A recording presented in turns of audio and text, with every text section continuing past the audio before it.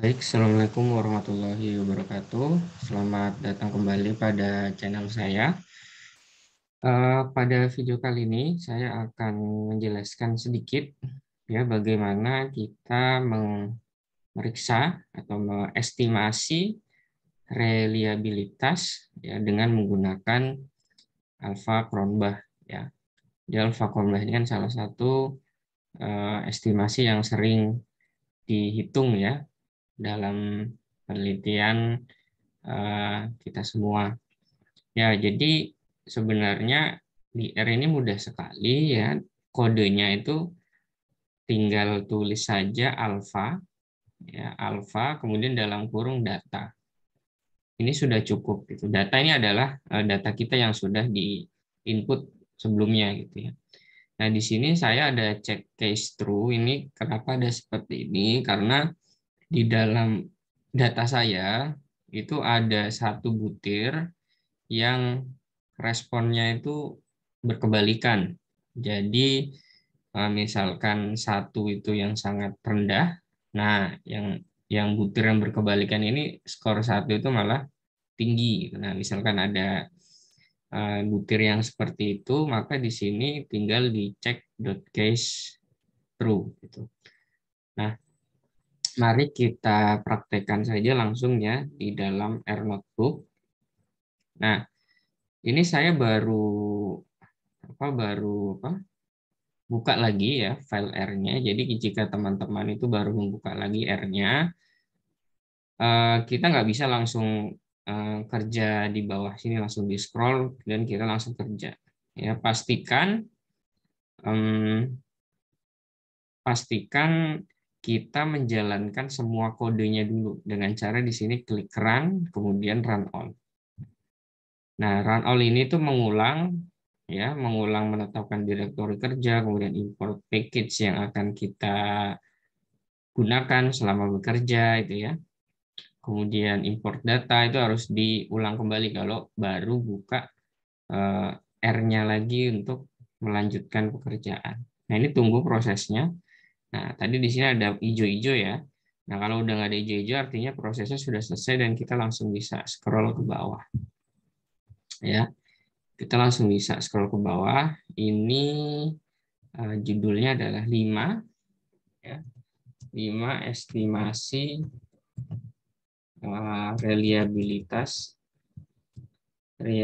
reliabilitas alfa Cronbach. Oh iya, ini kan mau dijadikan ini ya, bab ya. Jadi jangan lupa pagar. Nah, kemudian kita masukkan chunk ya, kita masukkan chunk ini ya, R dan kita ketik alfa. Nah, alfa ini fungsi yang terdapat di apa? Library PSYCH ya. Kemudian data.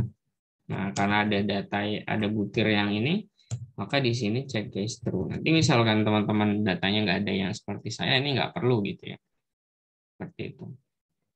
Nah, ini langsung aja kita jalankan. Nah, seperti itu saja. Nah, ini ya, sangat cepat ya.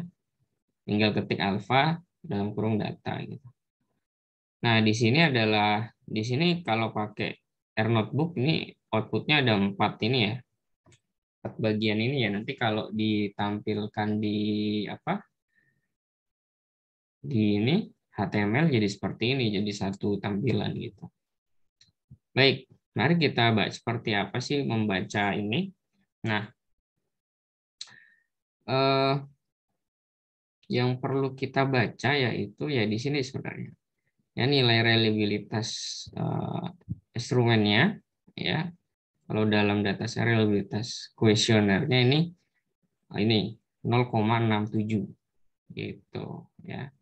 0,67. Sebenarnya kalau menurut saran dari buku-buku biasanya reliabilitas yang baik itu lebih dari 0,7. Jadi ini masih kurang baik. Jadi mungkin ada beberapa butir yang perlu disesuaikan. Ya. Kemudian ini non missing response frequency for each item. Nah, kalau ini menjelaskan distribusi ya, menjelaskan distribusi respon 1, 2, 3, 4 gitu ya. Nah, itu dihitung proporsinya. Nah, sebenarnya kita di atas ini sudah menghitung ya. Di atas ini tuh kita udah menganalisis statistik deskriptif. Soalnya ini butir 1. Yang milih 1 itu udah 16. Nah, yang bawah tadi tuh dihitung proporsinya gitu. Jadi kalau ngitung proporsi kan 16 dibagi dengan total responden kan. Total respondennya kalau nggak salah itu adalah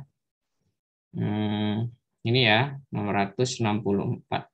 Jadi 16 orang yang milih itu dari 664 orang. Jadi kalau kita bagi berapa proporsinya 0,2 0,02. Ini harus hasilnya pasti sesuai dengan yang ada di sini. Nah, gini 0,02 kayak gitu.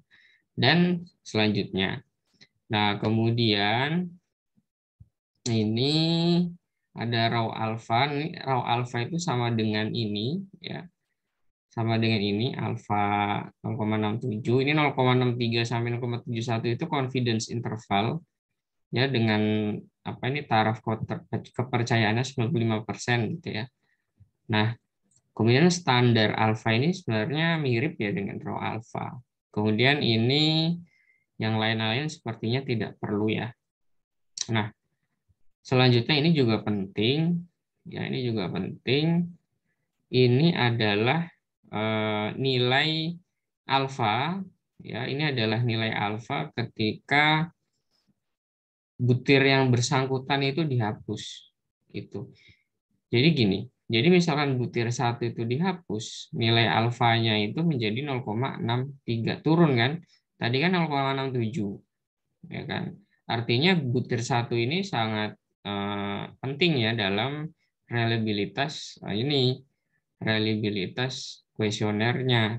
Yang jadi masalah ya itu adalah ketika ini dihilangkan, salah satu butir itu dihilangkan, alfanya menjadi lebih tinggi. Nah ini contohnya seperti butir keempat ini, nilai alfanya menjadi 0,69. Tadi padahal kalau alfa keseluruhannya itu 0,67. Nah artinya butir keempat ini kalau dihilangkan malah memperbaiki reliabilitas instrumennya gitu ya. Nah, kalau yang lain sepertinya tidak ada masalah gitu. Nah, kemudian selanjutnya ini adalah korelasi ya. Nah, yang eh, apa? Yang dimaksud korelasi di sini itu adalah korelasi butir itu terhadap total skor ya. Nah, jadi raw R ini adalah reliabilitas korelasi butir pertama itu dengan skor total skornya ya. Nah, permasalahannya ada ada kelemahan. Nah, total sendiri itu kan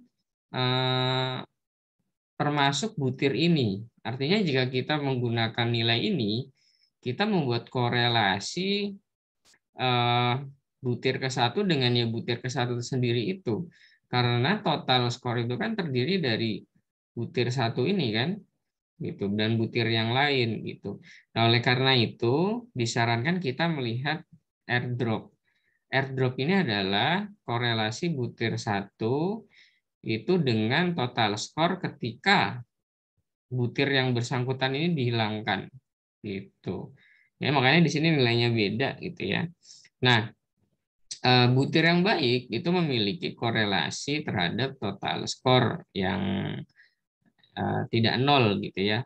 Nah, permasalahannya di sini ada salah satu butir ya. Tadi butir keempat ini agak bermasalah emang ini butir keempat sepertinya harus diperiksa kembali. Ini korelasinya itu sangat kecil dan mendekati nol.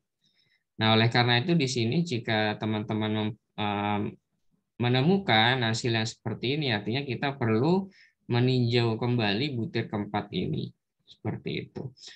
Oke, mungkin seperti itu aja terkait dengan estimasi reliabilitas pada R. Terima kasih. Wassalamualaikum warahmatullahi wabarakatuh.